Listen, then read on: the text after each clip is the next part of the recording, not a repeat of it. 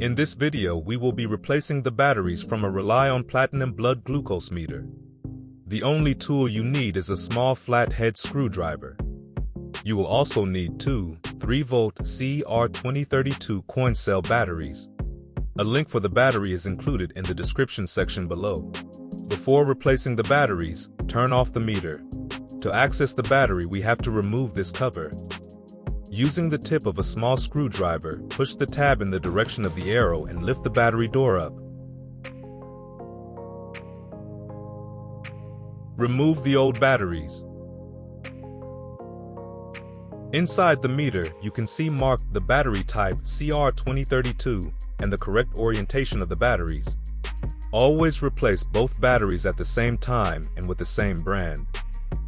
With the positive side facing up, place the batteries in the compartment.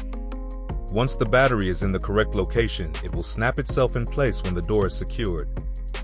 Put the battery door back in place and snap it closed. The meter data is not lost when you replace the batteries. Next, turn on the meter to check. Thanks for watching.